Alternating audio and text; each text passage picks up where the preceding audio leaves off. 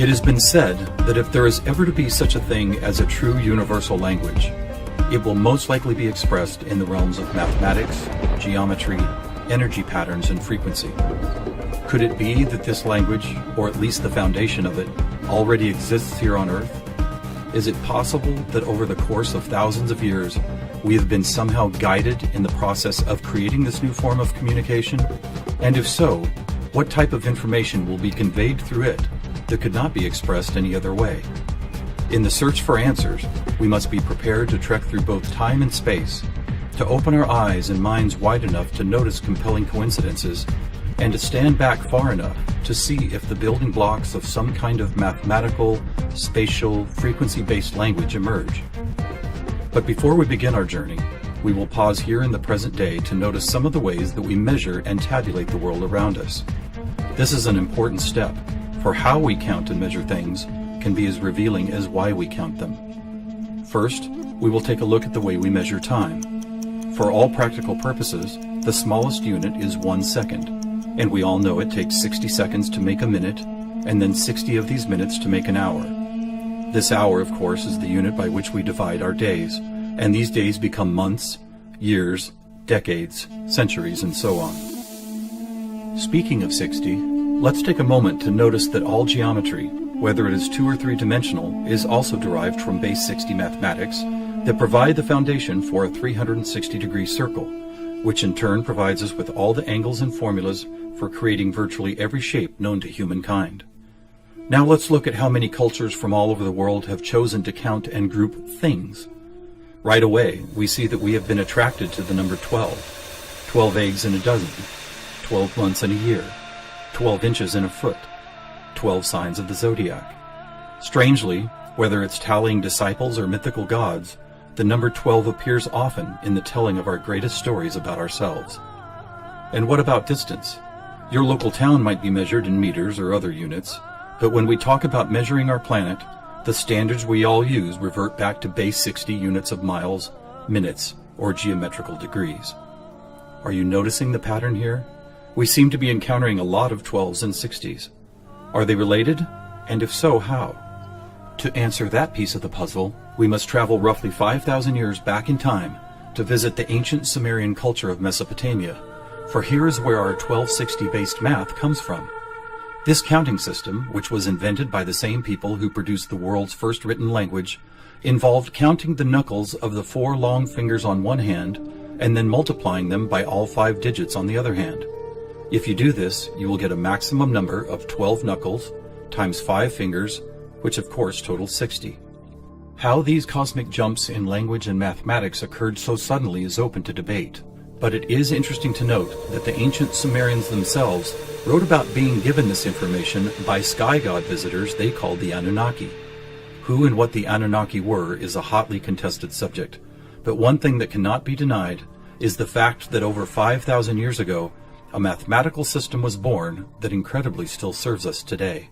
So now that we have our various units of measurement, all based on the Sumerian 1260 counting system, let's jump forward to a few pivotal moments in history and see what other numbers, patterns, and synchronicities appear. In the 6th century BC, on the Greek island of Samos, the famed mathematician Pythagoras led a school of thought that married philosophy, mathematics, music, and of course geometry. And while Pythagoras did not discover advanced geometry, he did apply it in new ways, especially to music. For instance, he noticed that when a tauten string was plucked, it would create a tone. And when that string was divided in half, it would make the same tone only twice as high in pitch. Pythagoras then came up with numerical ratios based on harmonic fifths, and this led to the creation of the musical scale found at the root of most modern music. It is important to note that according to Pythagoras, all musical notes were found by using mathematics, and as such were given number values according to their placement in a kind of master grid. For instance, by using fifths beginning from note number 1, he was eventually guided to note 27. And to find the same note twice as high in pitch, he simply kept doubling it to 54, 108, 216, 432, and so on up the scale. If you've ever heard of Pythagorean tuning, you know that the number 432 is quite important. To Pythagoras himself, it probably wouldn't have stood out more than any other in his numerical grid. But in our quest to find a universal language based on mathematics and frequency, this particular note represents a significant piece of coincidental evidence. You see, many ancient musical instruments, from Tibetan bowls to Native American flutes, happen to produce the same tone, a tone that vibrates at 432 cycles per second. That's compelling, but even more intriguing is the fact that Pythagoras was not calculating vibration cycles to find tone 432. It just happens to be the same number. What's more, for decades, most modern musical instruments were also tuned to this same fourth octave A, with a value of 432 cycles. How could this be? Who chose this particular note as the keystone for instrument tuning, and more importantly, why? Here is where a deeper mystery begins to emerge, and to explore it, we will need to go back to Pythagoras' other passion, geometry. It is not an exaggeration to say that to Pythagoras and his disciples, geometry and math held a key to the nature of all life everywhere, and maybe it does. Let's look at the first four geometric shapes, the circle, triangle, square, and pentagon. In each of them are angles of degrees that, when added together, always total a specific number relative to that particular shape. For instance, if we take a triangle, the sum total of all three interior angles is always 180. For both the square and circle, it is 360. For a pentagon, it is 540. Now at this moment, let's step back and look at these numbers in a different way, as there seems to be something about them that reaches beyond a simple sum of angles. Did you notice that they happen to be in the same numerical neighborhood as tone 432? What's more, they all add up to 9, just like 432. As an experiment, let's take a look at the numbers found in basic geometric shapes, then apply those numbers as vibration cycles to hear the tones they produce. First, let's listen to what the 180 total degrees contained in a triangle sound like.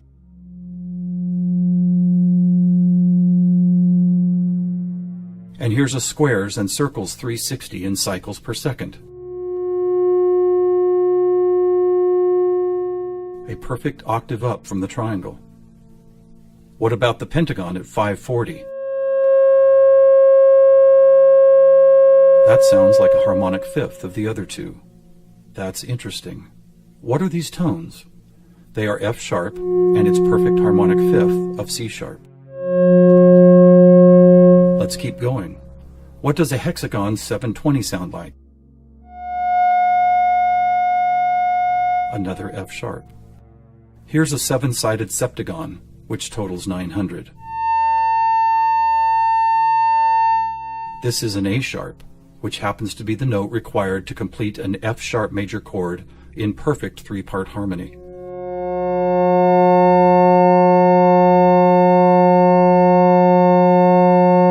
And finally the octagon, where we get 1080, another C sharp. Suddenly, geometry is expressed by tones, and these tones just happen to create the most beautiful form of music, a perfect three-part major chord in the key of F sharp.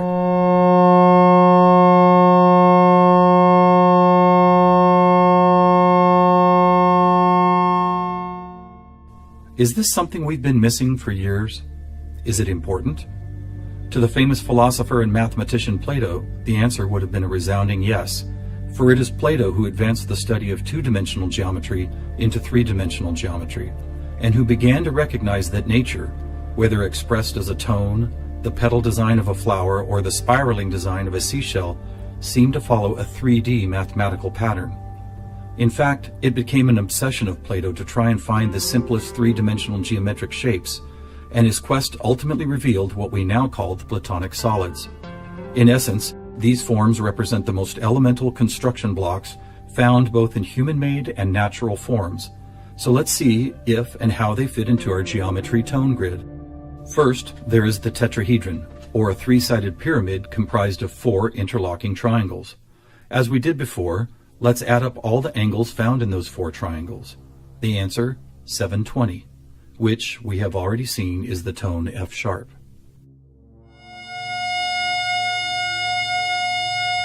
Next, we have the cube, whose six 360-degree squares totals 2160. What does it sound like?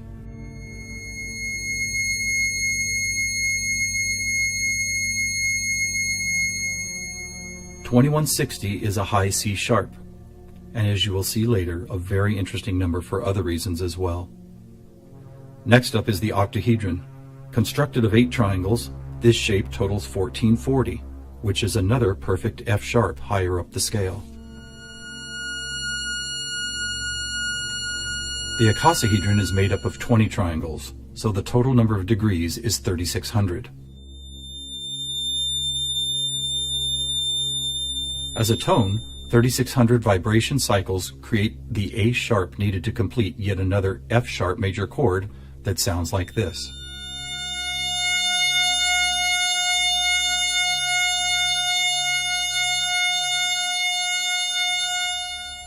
At this point, we have seen how 2- and 3-dimensional geometry can be expressed by the notes found in an F sharp major chord. Could this also be true with what is known as sacred geometry?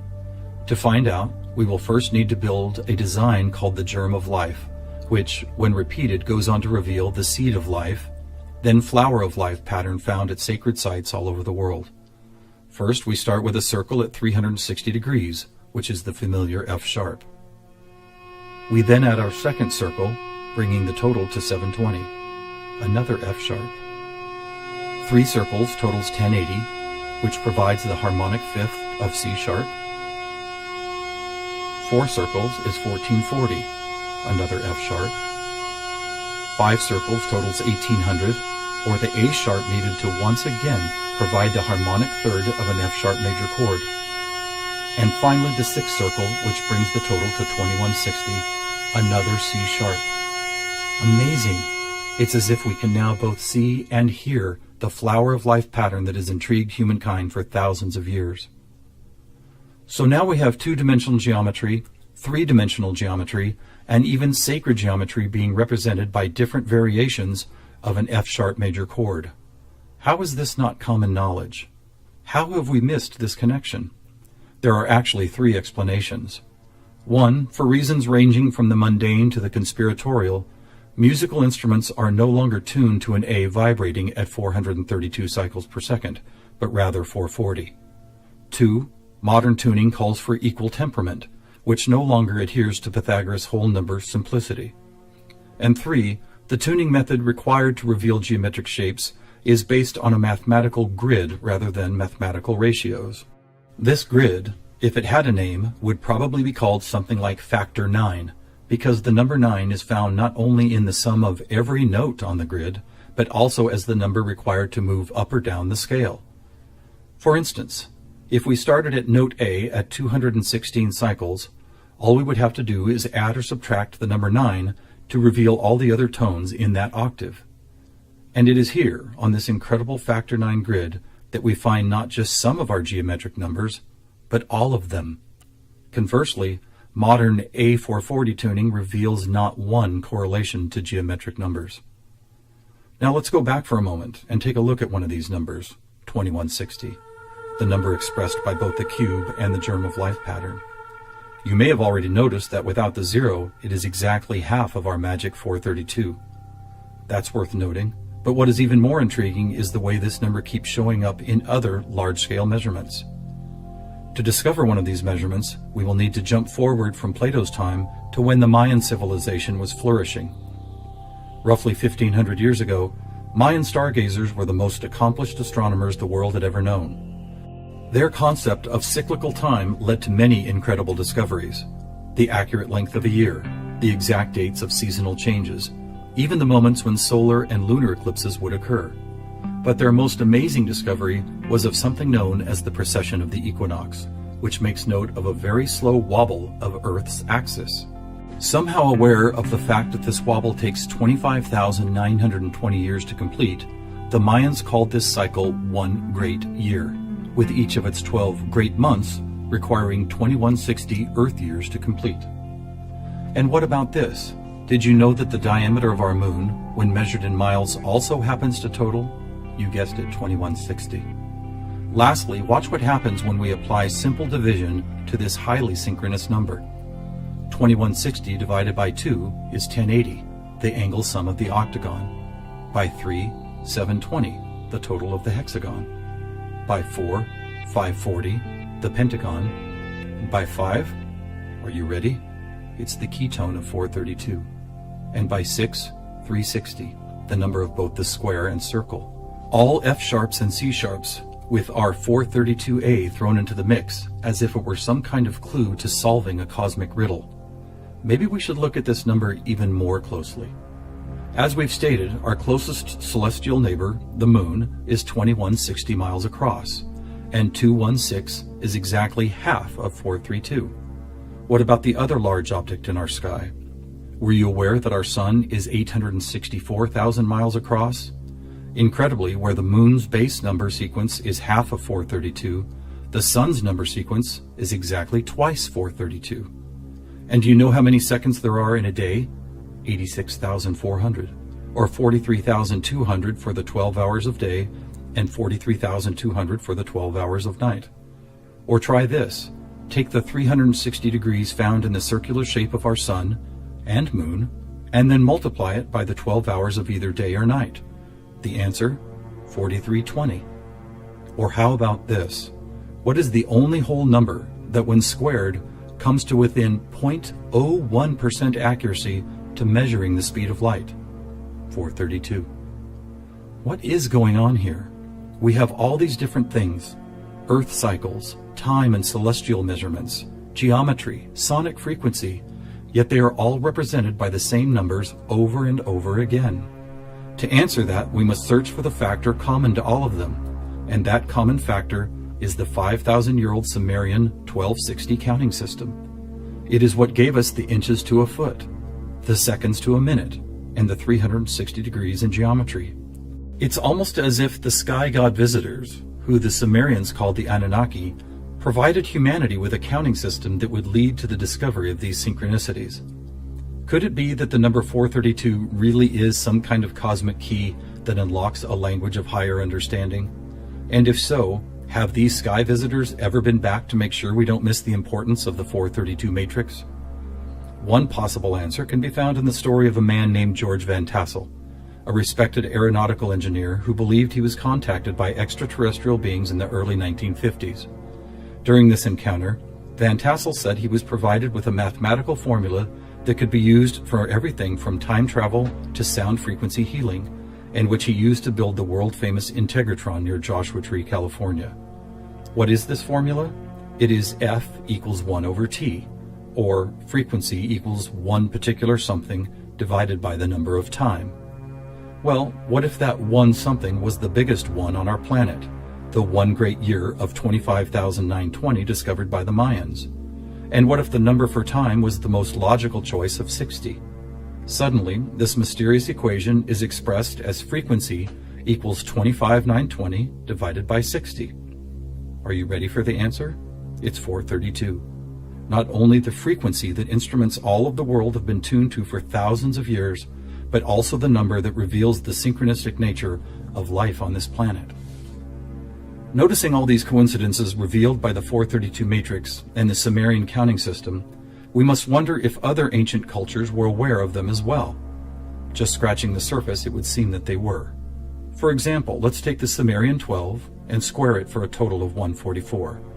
Right off, we see that it is indeed a number and tone contained within our factor 9 grid. Expanding outward, we find 1440, then 144,000, which is a number that appears all over the world in the most compelling of ways. Take, for instance, the Great Pyramid of Giza. It happens to have been covered with 144,000 smooth white casing stones.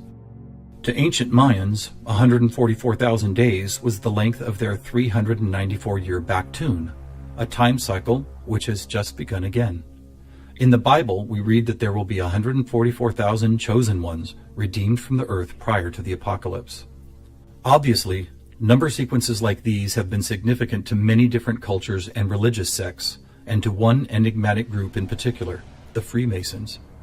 Were the earliest Masons, the supposed keepers of sacred information, also aware of the factor 9 grid, the 432 key, and the number 144,000? Their infatuation with the numbers 3 and 13 might be telling. For instance, if you divide 144,000 by 432, the answer is 333.3 into infinity. Or take a look at the back of a dollar bill. That famous unfinished pyramid could be revealing some interesting clues.